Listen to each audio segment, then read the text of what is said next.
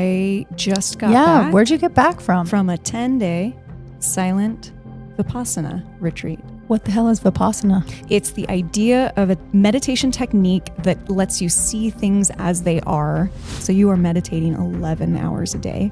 I sat in pain for 12 hours a day for 10 days. And why did it feel to you like you were in pain for 10 days? My body was like, oh, we're going to the fucking source. We're going to go all the way to the very deep root of your sciatica pain. Don't you want to do that? It was so experientially beautiful that in the moment I could feel change happening. Wow. Indescribable. But I'm going to try to describe it to the best of my ability. Yeah. Hi, listeners. Welcome back to Heart and Head Work. I'm Rocky Donati, and this is my partner, Tessa Arneson. Thanks for coming. Thanks for returning. Bless. Thanks to new, thanks to old. This is our podcast for Maven, which is our company based here in Salt Lake City. We are a community that empowers women entrepreneurs to lead with their whole selves.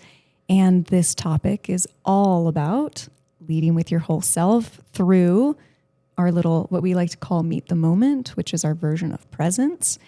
Because I just got back. Where'd you get back from? I just got back from a 10-day silent Vipassana retreat. What the hell is Vipassana? I will probably not do justice to the explanation of this, but our lovely previous guest, Lorraine Wright, who, let's see, that was a November episode, I think. Beautiful. We talked a lot about how the power of yourself is what makes you a great entrepreneur. And a little thing that she snuck in there, kind of like 3/4 of the way through, was I went to this 10-day retreat. And both of us were like, well, I wish we would have known that before, because we could have done a whole episode on this. And what was interesting is that's like what stuck with me the most. She said a lot of incredible things and had so much wisdom. So I highly recommend that you guys go back and listen to that episode. But she had mentioned I went to a Vipassana retreat. And afterwards, I texted her immediately and was like, can you just send me the information about this retreat? Because there's something about it that is sticky in my head. I want to find out more. So I went onto the website and she had sent me the link to the sign up, not the information. So when I was on the sign up sheet, I just signed up and then that was it. I didn't even actually research anything. There's some people you just got to trust when they say, yes, go do this. And also you felt it, something in your body, right, was telling you? It was like, oh, I landed on this page, so this must be the page I'm supposed to be on. Don't navigate away from it. And when we did it, I think it was only a couple weeks later that I ended up going on this thing, which is like a really cool turnaround time. Come to find out, which I'll talk about later, that's not normal, apparently. So I had to learn what Vipassana as a meditation technique was when I was there. And what's interesting about it is they teach it to you progressively day by day. They don't like to do a whole theoretical brain dump. They like to do it with activity and experience. So I didn't even know what it was until like day 8, day 9, which is kind of cool. But for everybody to get just a real basic cap of what it is, it's the idea of a meditation technique that lets you see things as they are by connecting with your sensations.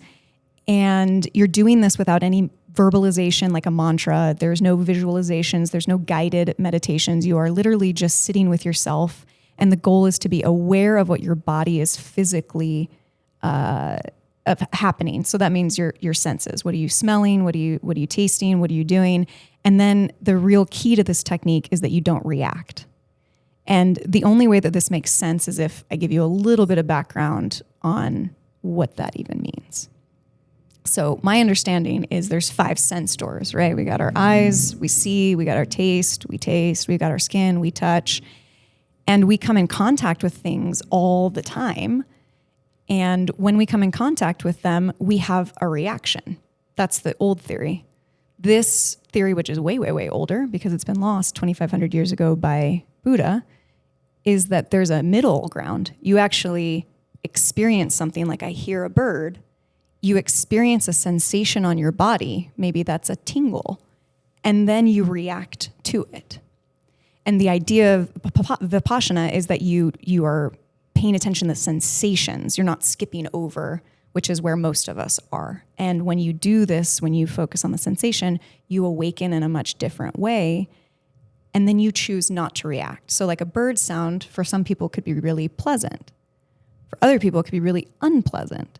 But in this case, whether it's pleasant or unpleasant, you remain equanimous, which means you don't crave more of it from the pleasant, and you don't try to avoid it through the unpleasant. I'm guessing that's easier said than done. Oh, yes. Logically, of course, this is like so simple, which is the beauty of the technique. It's so simple. It's so easy to teach in theory. And the reason they don't do it in theory is because you have to experience it. And the experience is completely different because it's hard as fuck. Hard to do. Because what if you're having a good sensation? How do you not crave it? What if you're having a bad sensation? How do you not try to like get away from it and change your environment? But the idea is that out of this idea of equanimity, I've been wanting to practice this word for like 10 days, and I've only been able to say it a few times.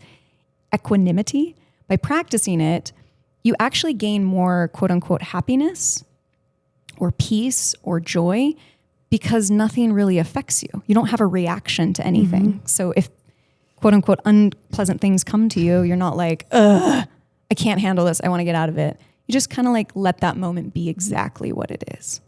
And so it is, in theory, like, oh, that's so easy. And then in practice, come to find out, ain't so easy. Does that make sense? Because I don't actually know. Are you familiar with this technique previously? Well, I mean, I think it is similar to the 5 senses meditation that we talk about a lot on here. But the space in between reaction and non-reaction is, I think, what you're pointing to. Yeah, the extra layer. Yeah, is the extra layer, and that's hard to sit with, right? Oh, I just want to find out how you are. I want to check in with how I am, and then invite our listeners in to just get a little miniature version of this before we talk about the thing. Yeah. The big silent retreat. What does it feel like to be silent for 10 days? What were your lessons? What was hard? What was incredibly life-changing or easy? Yeah. How'd you get into flow? Did you not get into flow? I want to know it all. Spoiler alert. No, I'm just kidding. I won't give you a spoiler alert. Thank you. So yeah, I think this is great that we're going to try to do this more often, where we meet the moment in these podcasts. So this is kind of like our preemptive. This is what we're going to talk about. And Tessa's going to lead us through a little mini meditation so that we can have some time to check in with each other in this present moment. And then also you're able to check in this present moment. So if you're doing anything else, which is often pretty common with the podcasts, like driving or doing laundry, you want to skip this part if you're driving, or if you're doing laundry or something else that you can set aside for a moment. This is a really great opportunity to get into the present with us, and we can all be in the same energy, which would be cool. Take it away. We think it might sink in just a little differently. I do think especially after this retreat, you want that shit to sink in. Do this 5 minutes all the time. Get silent. Okay. Find a spot that you can root down, whether it's sitting or laying down, somewhere that you can be still.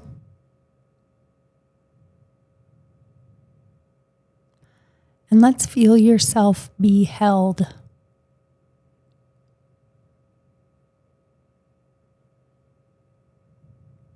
Feel yourself be held by what's beneath you.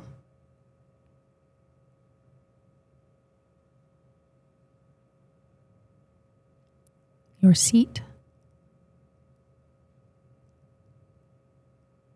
the floor,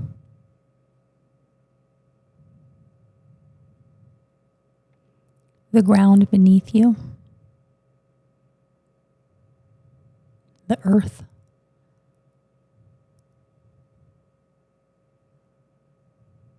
and below that,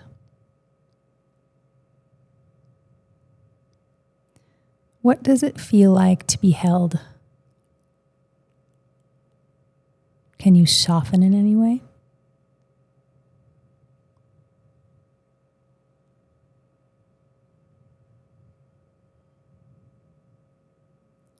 Can you let go in any way?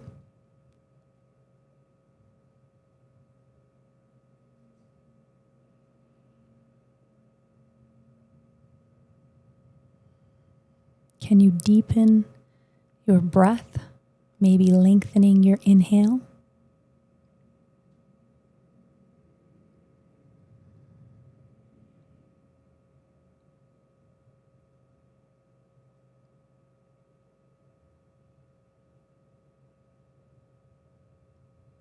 As you deepen your breath, can you send your breath even lower than your belly or your chest?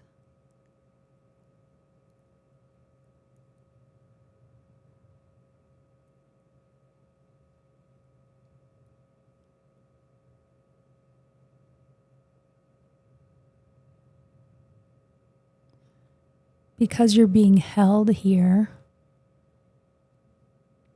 is there anything you can set down? A worry, a stress, an expectation.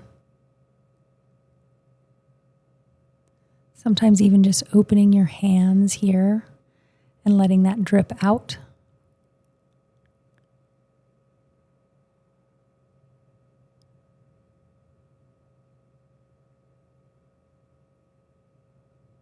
Reminder that the earth is old enough and wise enough and strong enough to hold anything that you could decide to set down. Just for now, just for this moment.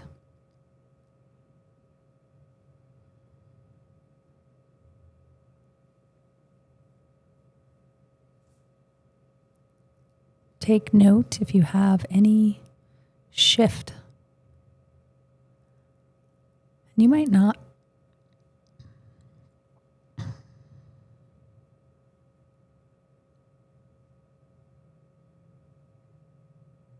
Those of you that have your hands open and have deepened your breath and are being held,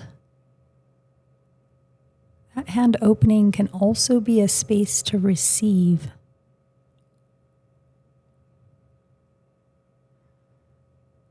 Is there anything here that you want to ask for from the universe? Or any word that lands for you there? Ancestors, God, love, doesn't matter. That can help be held, or something that you feel may get you through today, bolster you up.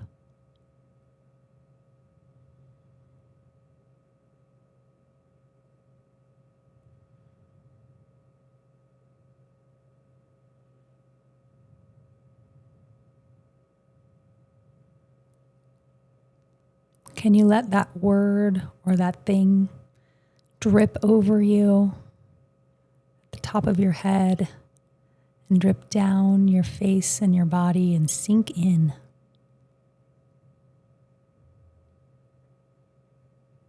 Feel the weight in your hands as you hold this thing delivered from the universe into you. Let it take root.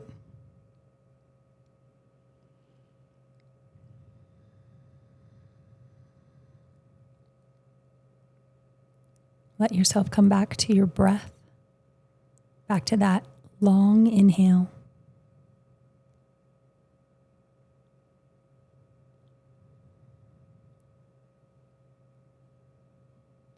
And long exhale.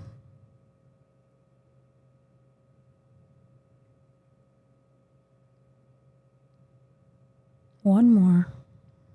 Long inhale. Long exhale. When you've had enough, wiggle your fingers, wiggle your toes. If you need to stay in this longer, stay here. If you're ready to rejoin, open your eyes. Come on back. Welcome back. Partner. What came up? that this is a really beautiful technique, and I feel like I'm unable to explain it well. So I'm nervous about saying anything about it because I feel like I'm doing it injustice. But the phrase that was like, well, at least you're doing it. At least you're trying to. And I'm a baby at it. I mean, I didn't do anything but 10 days of it. And so how can I explain it super well? It's not possible. It's an unrealistic expectation. Because I was thinking like, oh, fuck, we should record what I just said earlier because it doesn't make any sense. How about you? So sweet. On the let go, I wanted to let go of expectation because like you, I want to do good work. And on the ask from the universe, I asked for bravery to just sit in it and let that be good enough. Yeah, my mantra, if you will, during that was you are enough. So same. So we won't re-record. That's the example that you get, an explanation. And just know that I think it is actually subpar because I don't think anyone telling you about this technique will be the same as experiencing it. So do you remember though, when we talked about doing this whole idea, this whole concept of a podcast, and one of the requests both of us agreed to was that we didn't want to be the expert. Yeah. We wanted to be learning right alongside our listeners. Yeah. Because that would feel weird for us to know and come in and know exactly how to teach this and how to do it. Yeah. We can invite on experts, but that's not our job, right? Yeah, we don't want to be the experts. And we don't get Buddha on this one. So, so you're going to have to do. And what if this is just a sweet invitation for people not to do a 10-day retreat, but to just find their way to a presence practice, right? Yeah. And like we said in the beginning, this is about whole self. And this just happens to be this was a method that I went through to experience whole self more, because that's the journey that we're trying to be on. So, well, is it too big of a question to kick off? How was it? No, it's not too big. It was absolutely life-changing. I sat in pain for 12 hours a day for 10 days. That was actually beautiful because the way I experienced pain in the beginning to how I experienced pain at the end was the life-changing experience. That I was avoiding pain on day 1. And on day 10, I was sitting in it. And it was telling me all the answers. And I wasn't trying to wiggle out of it. I was willing to sit and listen to it. So I can't really put like an adjective on the 10 days. I can just say it was so experientially beautiful that in the moment I could feel change happening. And I could embrace the change rather than reject it or want something different out of it. Indescribable. But I'm going to try to describe it to the best of my ability. Yeah. Tell me, I don't know the exact framework of how this retreat is laid out, and maybe that's not important. I think it is actually. Yeah. Tell me. Yeah. Essentially what they're trying to do for you is give you the opportunity to do nothing else but this technique. And to do that, you have very sparse quarters, you have a very particular diet, and you have no responsibilities other than just doing this technique. So it's 10 days of no phone, no laptop, no speaking, no reading, no journaling, nothing. Just you and yourself. Just you and yourself for 10 days. And on top of that, you are basically told to, and when I say told, it's not like you're reprimanded to do something. It's you are invited to spend 11 hours of that day meditating. And there's no movement, there's right? no movement in the meditation. Yeah. There's no visualization. There's no verbalization. So you are, just like you said, sitting with yourself for 11 hours a day. And what's crazy is after 11 hours a day, when you get used to the practice, you start spending 24 hours a day with yourself, even when you're sleeping. So the daily schedule is important because I think it gives people an idea of how intense this is. You wake up at 4 a.m. and you're called to meditate at 4:30, and you meditate for 2 hours, and then you have breakfast, and then you meditate for 3 hours, and then you have lunch, and then you meditate for 4 hours, you have tea, no dinner, and then you meditate for another hour, and then you have a discourse. So you listen to S.N. Goenka, who is the man that established not the technique, but is passing on the technique of Buddha in these different facilities. And so he's responsible for bringing it to, in the 20th century, to the majority of the world. And then you meditate for another hour, and then you go to bed by 9 p.m., which of course you can imagine at the end of that, you're exhausted, fucking gonked out. Yeah. And you wake up and you do it again. And it's the same schedule every single day for 10 days. So you are meditating 11 hours a day, not moving 11 hours a day. And the longest length of time that you'll do that for is 4 hours. And the shortest length of time you'll do that for is an hour. So it's hyper intense, but it's set up that way specifically so you can go as quickly as possible into learning this technique, because there's no distraction, right? This would be really hard to do if you're popping in for an hour, going to work all day long, because how do you turn your brain off? How do you turn responsibility off? You have to basically live like a monk, which is what they're providing to you.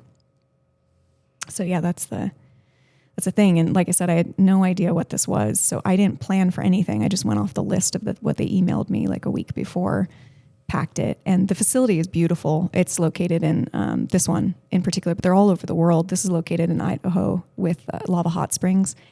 And I had a roommate, but I never spoke to my roommate. And we have a shared bathroom. And there's certain times of the day that you can shower, but you can't talk to your roommate to like coordinate who's showering or who's doing what. So like everything is set up to be very free flow, that you just, without speech, without gestures, even without eye contact, you communicate with this other person and live in a space with them. And there were 80 people total, male and female were separated. And yeah, it's weird. You meditate together, but you never speak to each other. You never look at each other. Did you feel connected to other people? Like, did you have any moments of, I mean, are you... I'm laughing, sorry. Yeah, because I've done some silence, not at this capacity, not for 10 days, but we were in a group and there was such connection without speaking. Yeah. So did you feel that? We also did have eye contact and touch. So that was a piece. We would grab each other's hands or we would hug each other. Yeah. And so I'm wondering, was that happening or not really? So it is happening, and you're invited to not think about it, because the idea is to be with yourself for 24 hours for 10 days. So, but of course, by default, because we are sharing space, like I remember this moment of closing the bathroom door and I had looked forward and my roommate was looking at me because I think the sound startled her. And she looked at me and I looked at her, and we had this eye contact moment, and she smiled at me, felt embarrassed, hid the smile, and then like darted out of the room. And I had this huge sensation of like, that was the fucking cutest thing I've ever seen in my life. Please look at me more. I'd love to know who you are, because you're falling asleep with someone. Like I haven't had a roommate for 20 years. It's a weird experience, but yeah, you're not supposed to focus on it. So as people are in the space, just ignore it. It's happening. It's happening. Don't invite it in. Yeah, but don't invite it in. So the goal is to not. And yeah, so we also would meditate together. So these groups, which is one commitment I made to myself, is some of the meditations are optional. You can be in your room by yourself or you can be in the group. And I opted to be in the group initially because I thought it would hold me accountable. And it did. It absolutely did. And what was interesting is most people weren't in there. So the people who were taking it very seriously for one reason or another, and you could feel that. And so the intensity in that meditation hall was a really cool thing that I was having trouble ignoring, because it was like, oh, this is like, we're all in this together. It's palpable. Yeah. And Fun story just about the no tech thing. When I came on site, they collect your keys, they collect your wallet, they collect your phone. And if you're not supposed to have any reading materials. And the volunteer who was checking me in was like, all right, I've got your keys, I've got your wallet, where's your cell phone? And I was like, oh, I don't have it. And the look on her face was like, give me your cell phone. And I was like, no, really, I don't have it. And she's like, yeah, you do. And I already knew that like, oh shit, this is something that people sneak in probably all the time. And they have to, it's like the one main thing that they need to monitor because that could have. It would ruin the space for other people. Everybody, right? Yeah. And I was like, no, I've got 2-step verification with my husband and we own a business together and he needs access to my phone. And she's just sitting there like, yeah, whatever. We will find it. We will find the cell phone. And then she said, I'm sorry, you're an adult. If you tell me that you don't have your cell phone, you don't have your cell phone. But then this other girl before Noble Silence started was like, how'd you get here? And I was like, what are you talking about? It's Idaho. I drove. And she's like, no, like, how'd you know how to get here? And I was like, without GPS? Like, oh, because I don't have a phone? She's like, yeah. And I was like, I printed the instructions. Remember the days of MapQuest? Those of you that are too young to know that, Google it. Wazi. Or chat it. Do you remember texting Google to get the turn-by-turn directions? No, I don't that was like remember the that. original. But yeah, it was funny that it was just like, and I became known apparently as she's the one without the cell phone. Wow. And it was funny. So I have a question. Why did it feel to you like you were in pain for 10 days for that amount of time? Because I imagine my own potential experience as one that would be very hard, but I don't know if I would describe it as pain. And did you get to talk to people at the end of this? And did other people also describe it as pain? Or is this just, you think, your specific experience and that's what you were there to learn? Yeah, I will give an actual spoiler. I was the only one that experienced pain at the end. Was it physical pain for you? Well, great question. I don't know. Is it physical or is it mental? What is it? So we did talk afterwards. We had time on day 10 to communicate with each other. And it was a moment of like, oh my gosh, I can't wait to hear about everybody else's experience, until I found out everybody else's experience was, I was just in like a floating, glorious, tingling sensation, and it was magical, and this, and I was like, okay, next. It felt just light and air and a softness, and I was like, fuck, next.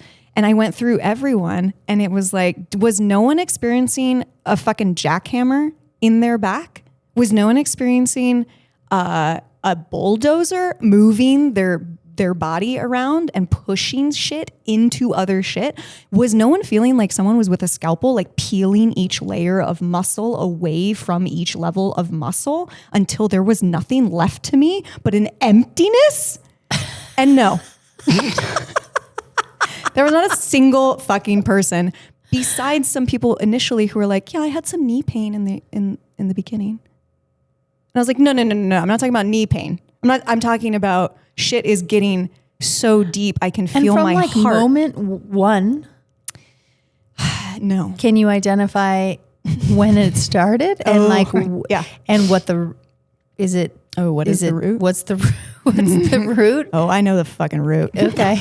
I don't know what it is, but I know the sensation of the physical root. But so for quick context, you start the first 3 days with this version of meditation called Anapana, which means that you are just focusing on the space between your nose and your upper lip. So you are breathing and you're focusing on your respiration. So breathing in, breathing out, and how it feels. So does it come through your left nostril? Does it come through your right nostril? Is it Which both? one gets more? Which one gets more? Do you feel tingly sensation on your upper lip? Can you feel anything? And it's because it's priming you for your brain to go, oh, okay, I understand the game. And then you start doing body scans. So you go head to toe, toe to head. And the idea is that you are finding different sensations on the surface of your body. So that can be anything from I feel tingling to I feel vibrations to I feel pulsing. And then I discovered like oh, but what about pressure? What about intense feelings that are like earthquakes? Like there's something that hits you in the center and then it vibrates out, and that vibration is not pleasant. It is unpleasant. And so for the first 3 days, you do this little narrow version. And then for the rest of the time, you do these body scans. And so it's funny that the first 3 days, everyone's building like these cushion castles of as many meditation things like pillows, blankets, anything that you can get to get your body into a comfortable position. And so everybody's wiggling around. Like you're in this room and you can just hear like the shifting and we're doing this and all this weird like breath stuff happening. And that's like discomfort coming to the surface. And then you start, when they get into the body scans, people started getting sick. So you could hear like everyone started sneezing, coughing. People started burping, farting. There was like more like moving of the body because they were over the cushions. They had figured out how to comfortably sit in this lotus position or whatever position they chose. And then it was now like just a layer deeper of what their body was, what kind of communication they were having with their body. And I wasn't sick. So I feel like, I don't think I skipped anything. I think I just went, my body was like, oh, we're going to the fucking source. We're not doing this like surface level, middle ground. We're going to go all the way to the very deep root of your sciatica pain. Don't you want to do that? Don't you want to go to the root of your misery?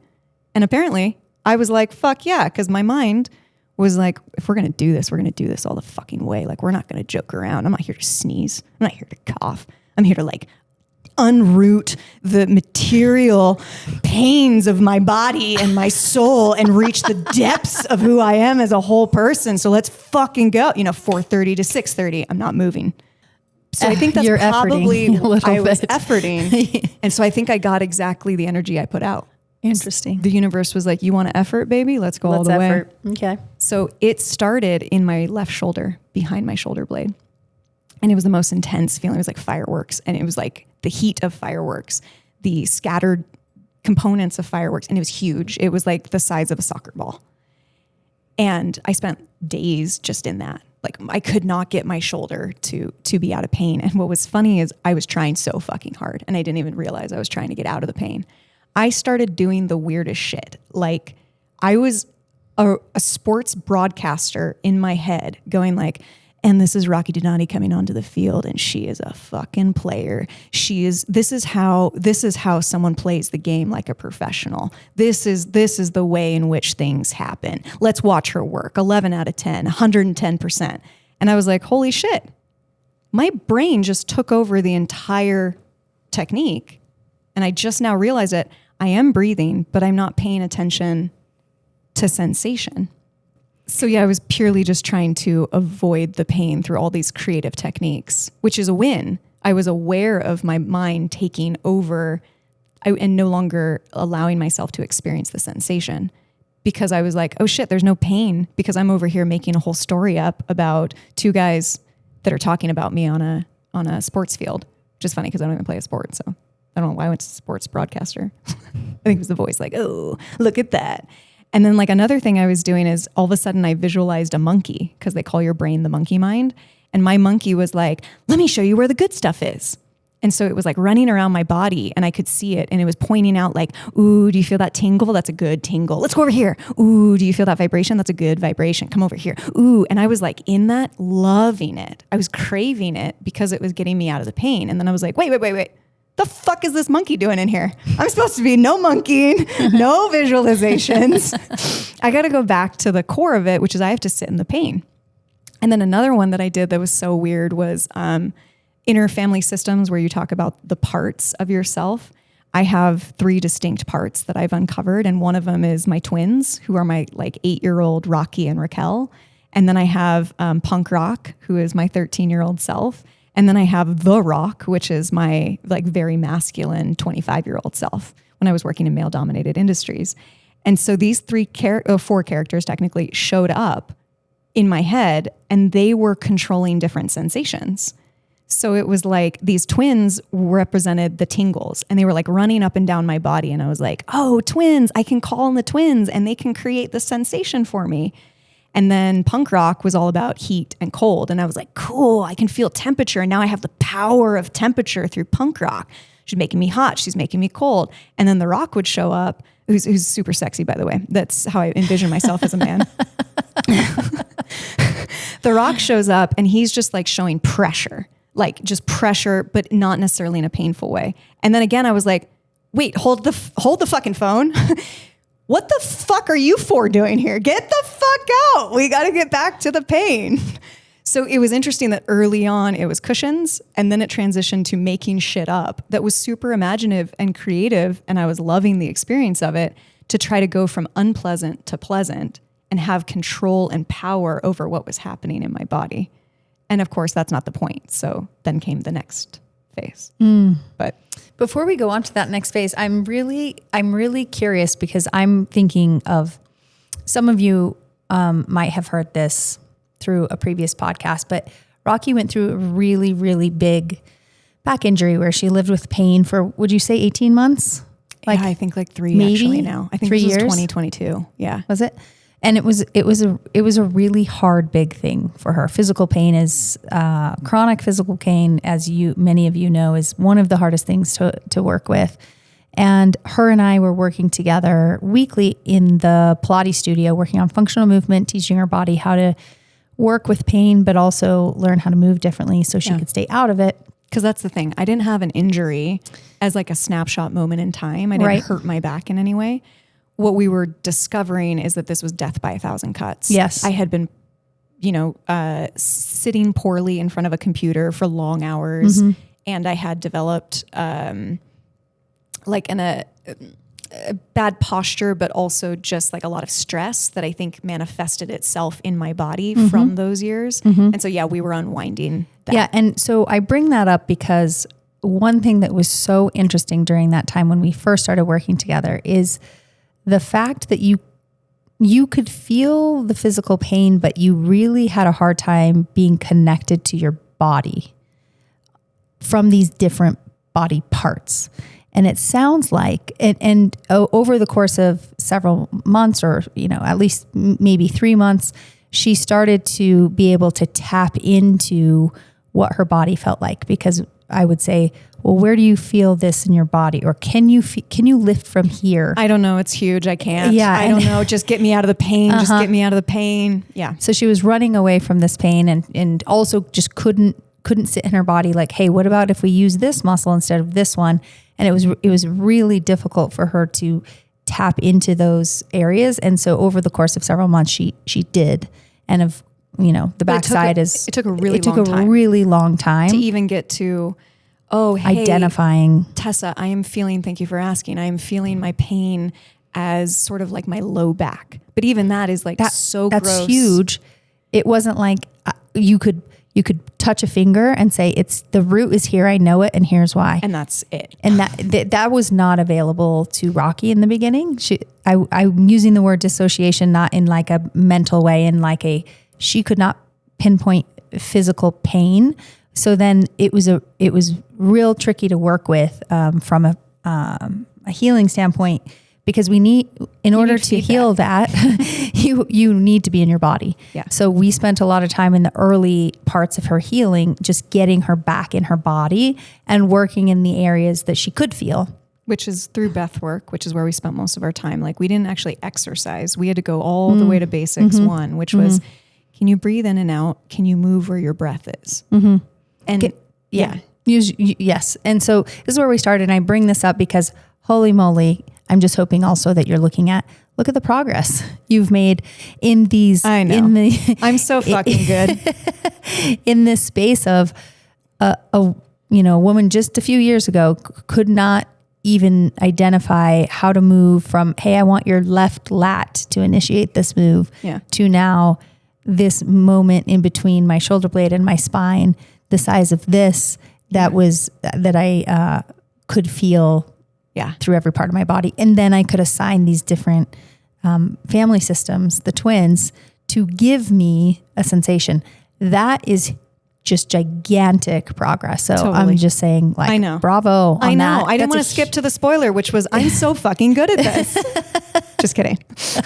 In progress. It's balancing Yeah. like a teeter-totter. Yeah. Okay. I needed to, I could not, I had to be thinking about that. I was thinking about that when you were talking. So move on to your next. Well, actually, this past is the twins. This is a beautiful segue because that is what happened next, is that because I didn't have a choice, because I had chosen to be there, my only choice was I can't run away. I can keep moving around, but every time I move, the pain would reset. So if I sat there for 5 minutes and I moved my shoulder and I was like, oh, okay, I can only take 5 minutes, it went back to the original spot in the exact same level of pain in the exact same way. So it was a game now of I need 5 minutes, I need 6 minutes, I need 7 minutes, minute by minute. Let's just do this minute by minute. Go for as long as you can go and then try to go a little bit longer next time. And as I did that, as I sat for longer, the awareness I had around the pain started morphing. It was now no longer a soccer ball with a jackhammer. It was, oh, it's now literally moving down my spine and it is becoming a corkscrew. So in the northern half of my shoulder, I could feel this intense like bulldozer. And then in the middle section, I could feel this really intense jackhammer. But then in the south section, I could feel this really intense corkscrew. And I was like, oh my God, you're so fucking smart. Actually, wait, don't tell yourself you're smart. Just feel the sensation. But you are so fucking smart. You have now 3 different levels of pain. What else can we look at? And then I started observing like, oh, well, there's heat in the first one, and there's cold in the second one, and there's tingles in the third one. And there's a ripple effect happening on the southern region towards my, holy shit, now we're in my mid back. Oh, now there's feeling in my right side. Now there's feeling, and it worked its way down, and it was excruciating pain. But I was trying for as long as I could to sit there, forgive myself when I moved, start the cycle again. And I did that endlessly for 11 hours a day. And the pain morphed and moved, but then it also started to lessen. And that was like, oh my God, I think I'm connected to myself. This is worth it. This is worth the pain because the pain is irrelevant. I am right now experiencing my body in the purest way I can experience it. And I am sitting with myself unlike I've ever sat with myself before. And it's not my brain. My brain started turning off. I couldn't even formulate thoughts in my head in full sentences by day like 7, 8. It was literally shutting down. Just sensations. And it became pure sensation. And then I started getting both sides of the coin. I could feel tingles on one side of my body and pain on the other side of my body. And both things were what was happening. And I didn't have a preference towards one. At moments I did, of course, but for long lengths of time, I just sat with both of these things and went, oh, there you are. Do you remember Hook? Oh, there you are, Peter. Oh, there you are, Peter. When that little My favorite lost line. boy. My favorite know. line. And that's where I was like, oh, there you are. And I didn't even name myself because it was like irrelevant. It was just like, we fucking arrived at this. Both can be true. Yeah, this deep sense of like who you are. So I think I experienced like my first moments of purely witnessing my whole self. And it only came from the dedication, the environment, the work, but mostly just the allowance of pain to have a communication, the allowance of pleasant to have a communication, and not try to shift the environment to one or the other. Just let it be. This is such a beautiful thing that can happen. And obviously you had to go through a ton of pain for it to happen. But this idea of allowing, when we're working in the healing space, whether you're working on your heart stuff or your physical stuff, it doesn't really matter. But this idea of allowing the pain to exist. Yes. And not trying to change it, run away from it, and just allow it to be there. It's like it's like a little toddler. I've got one at home that's throwing a lot of temper tantrums right now. And it's like, once she is heard, she stops getting loud, you know? So, or maybe she stays loud, but she's clearer with her words. Yeah. It starts calming down. Once she feels, she doesn't even have to get her way. Sometimes she just needs to feel listened to and validated. Right. And it's almost like, that's how I think about these big feelings, whether it's physical or an actual like emotion you're working with, is this idea of allowance, or a lot of times it's referred to as touching the flame. Yeah. When you go in and you're like, okay, I'm going to touch this flame in a really big way, and just find out what the message is. Because sometimes we're running away. I've worked with a ton of physical pain on back injury space and brain injury. And when I'm running away from the pain, I don't get the information or the solutions to the pain, which is where I hope you're going next. And I only get more pain because it's that toddler and it's not being listened to. So it's just yelling. Yes. Until you listen. And that turn back. Is when you start getting information on the potential solution. Yep. And I had to go until probably day 10 before I got a message. But what I don't want to overstep is that what this was doing outside of meditation, when I was walking, because you're not allowed to exercise. Well, I shouldn't say allowed. You are invited not to exercise. They don't technically regulate any of this. It's you're your own master. So you do whatever you want. But they advise. Did you see people doing yoga? There were definitely people doing yoga that I did not observe because I wasn't supposed to be observing. There were definitely people running, which I did not observe because I'm not supposed to be observing people. But yeah, we were all trying to get out of something. But during this time, like when I was walking, when I was just eating, those 5 sense doors started going the fuck off. I was experiencing peppermint tea like I had never had peppermint tea before. And I mean like dozens of micro sensations in a single sip, where I could feel the cooling sensation. I could taste the earthliness. I could feel the heat. I could feel the numbness of that initial sip. And then I was out taking a walk and the colors would shift from second to second in the exact same spot in front of my eyes. And I watch a lot of nature, and I was like, zone the fuck into this shit. There's like 16 layers of pink. And now it's peach. This is so cool.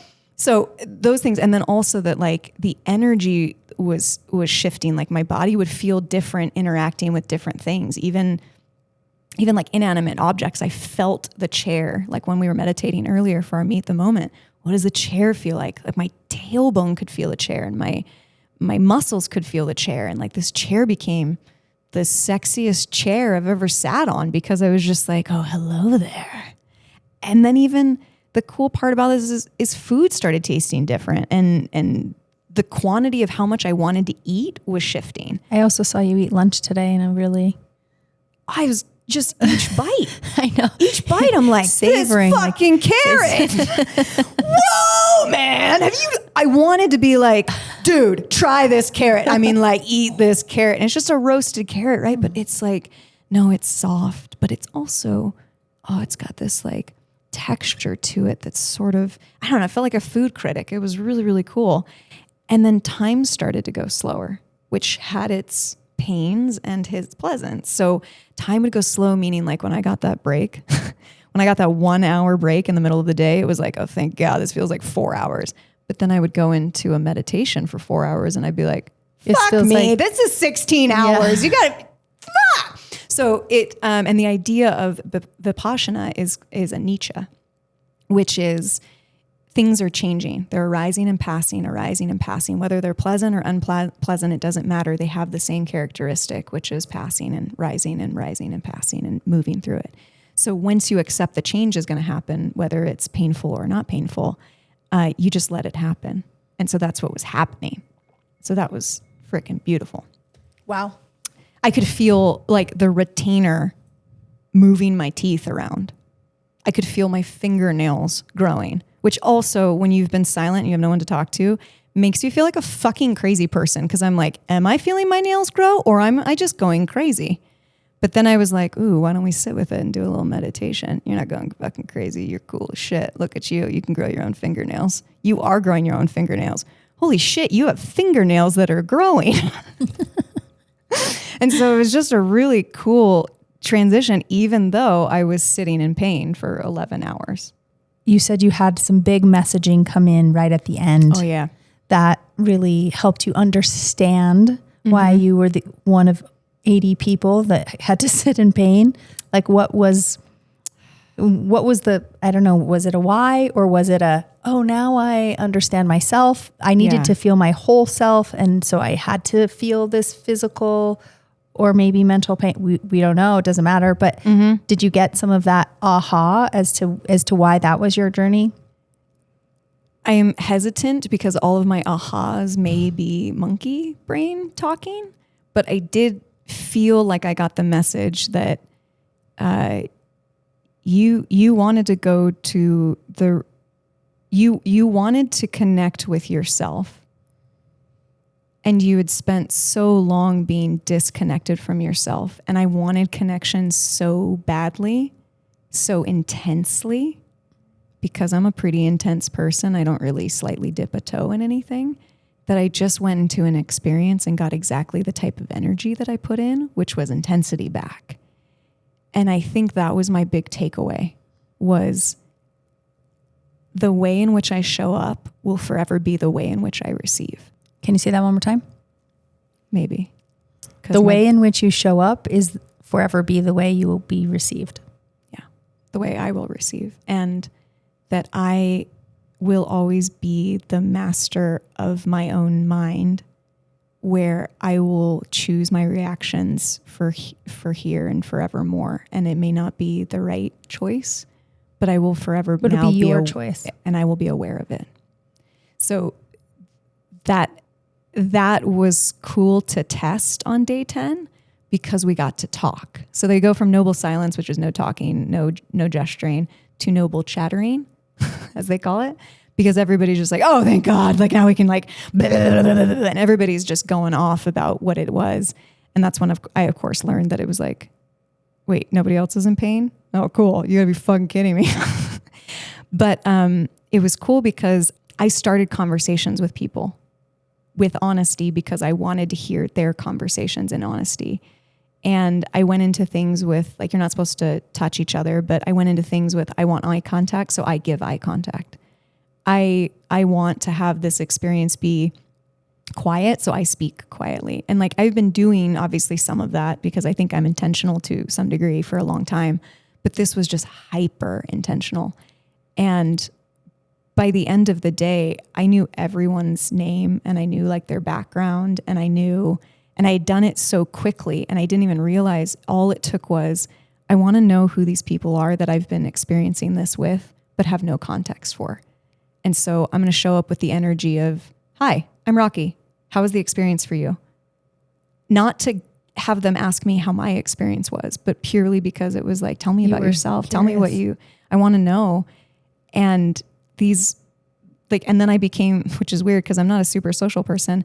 I was like the one trying to collect everyone's contact information so we can all stay connected. And I suggested we take a group photo. It started as like a singular selfie with myself and someone else. And I was like, wait, we got to get everybody in this. Like we're all one, we're all together, we're all this.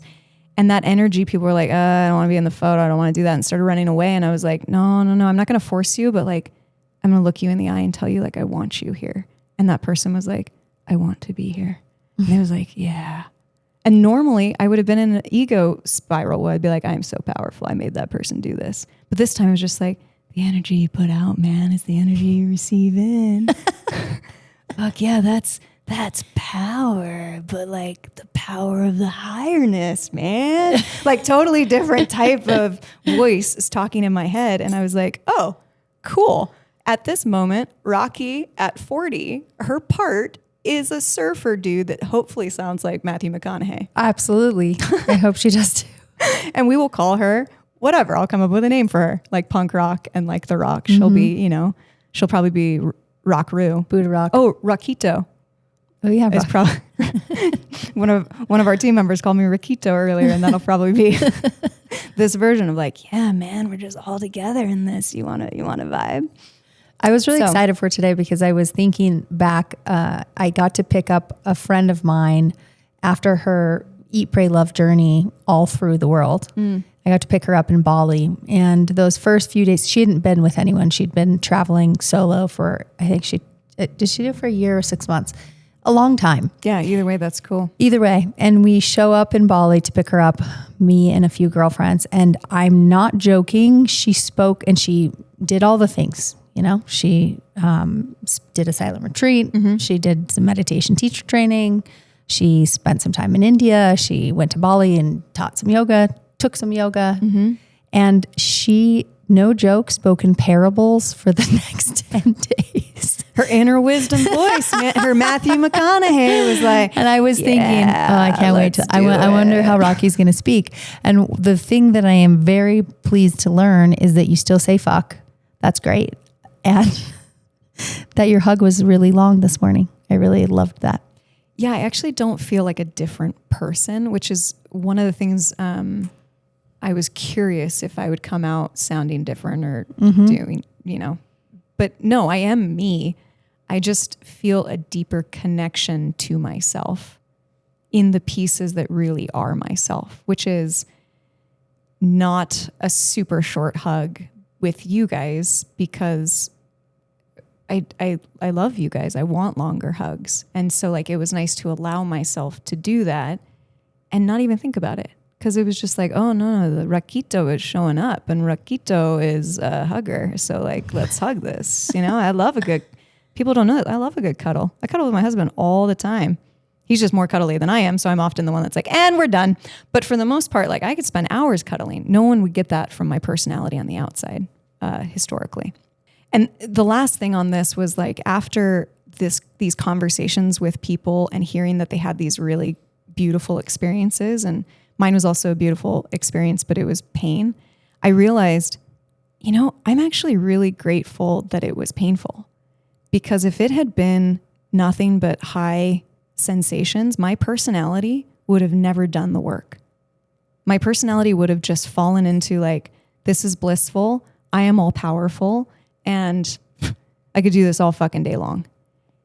I had to feel the pain for whatever reason is irrelevant, but the pain was the path that I needed to have so that I didn't crave the tingling, because I would have just fallen. I would have never reached equanimity if I had had good tingles. And I would have guessed I would have never reached equanimity if I'm in pain for the whole time. But I was like, fuck, dude, you can handle a lot of pain. You are a very, very strong person. You're strong-willed. You are physically strong. You are mentally strong. Of course you would have to do something that requires strength. That's just my story. And then the comparison of what other people experienced was irrelevant. And I wasn't jealous anymore and I was like, oh shit, look at equanimity at work. Like I just did it in this moment of feeling jealous. And I got the sensation of, tingles. And then I was like, don't reward yourself. You're going to crave it now. And I was like, oh, this is cool though. I got tingles because I get tingles when I'm proud of myself. When I feel like I've done a good job. It's a technique that I'm really excited to just keep doing. Yeah. How do you think you're, not been back very long? No, it's been like less than 12 hours. Yeah. So who knows when this will release for context? Right. But how do you, what do you really want to hold on to? And what do you think your practice will look like moving forward? I don't want to hold on to anything because you're unattached. Anicca. You're such a dick. Still a dick. And when she says dick, she means funny as fuck. I want to take his advice about, and when I say him, Goenka, the guy that was teaching this technique, who has since passed. And actually we were just watching videotapes of him, which was really bizarre in the beginning, but then became like, the guy, because the energy is still there in those tapes, which was kind of cool. But he suggests 1 hour in the morning and 1 hour in the evening. And I did that last night and this morning. And it was exactly what was You could needed drop to in. carry this. And it's going to get harder and harder and harder, like anything. And I'll probably realistically use other techniques as well, because I'm not on the path of a Buddhist monk in any near future, but it can be something really easily repeatable. And then I get 2 hours with myself every day, which sounds luxurious. Any last takeaways for us? Yeah, I think what's really cool about this technique is that it does not yield future benefits. It yields now benefits, which become future benefits. But I noticed that my shoulders dropped significantly. I took a photo before I left of my posture, and my shoulders were dropped. My shoulders were more rolled back. My ribs were softened and pulled in. My spine was straighter. I was shifting a little bit less to the right, which I have a habit of doing in my ribs. And my butt was more neutral, like my pelvis was more neutral. And I think what was really cool was to be able to physically walk out of a technique and not just feel better, but to, which I did, but to have physical proof of it working. And that made me feel like there's a point to doing this. I get the inside good, and I also got the outside good. And so this will allow me for the rest of my life to be connected to my body and be connected to my inner self, but also quite literally benefit from the power of youth, because it will help me.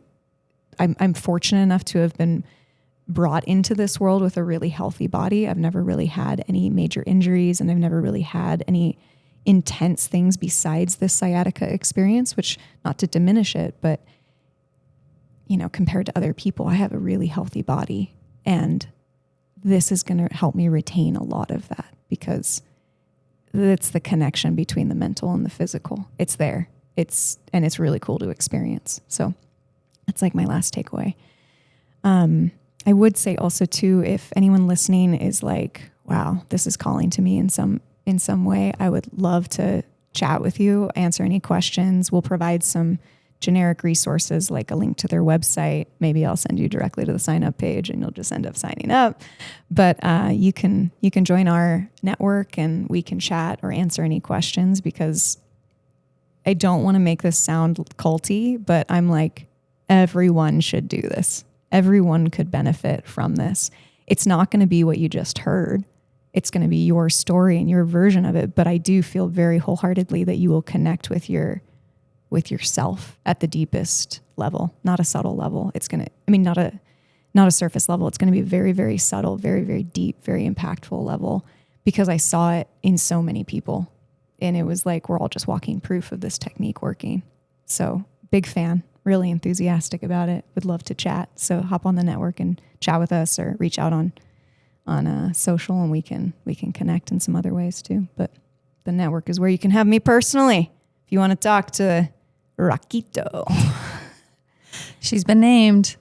All right. Thanks, y'all. No, you got to say, all right. That's you. All right. Yeah. I like this version. We're all a little bit crystals, and I love all your versions. Thank you so much for sharing such a deep, intimate space that you just got to experience and unpacked with us. Thanks for all of you joining us, and I hope that something here landed. Yeah, who knows what it is. Yeah. Leave what didn't work, take what did. Yeah. We'll see you next time. Because people are like, I don't want to fucking sit in pain for 12 hours a day. That's a fine. gamble, bro. Hard. That's a gamble. It may not be your story. So, but if it is, call me. You're strong enough. You can do this. And I will be right there afterwards to be like, wasn't it fucking sweet? Love you, partner. Love you too. Thanks for being gentle with all the questions. My hands are sweaty. We'll see you next time. Thanks, guys. You thought you were going to hear the last of someone's voice, but no, this is my episode. So I am back. Rocky is here to close it out because I wanted to record a very personal thank you to you, our listeners, for giving me the space to share something so personal and to practice vulnerability in real time. This is huge for me. And a big thanks to my team for holding that space. This is the incredible work that we get to do in building community. And I hope that something in this conversation resonated with you. And maybe it's not in the details, because who knows if you're going to do a 10-day silent retreat, but a reminder that your self-work is business work. When we start with ourselves, we build from a grounded, honest place. And this is what will unlock the ability for our businesses to become sustainable. What I hope for you in 2026 is that your business will work for you and you will stop working for your business. So thank you for being here in this experimental space and for listening. And thank you so much for continuing to do your own heart and head work right alongside of us, because I don't think I could do it without you. We love you. And we'll see you next time.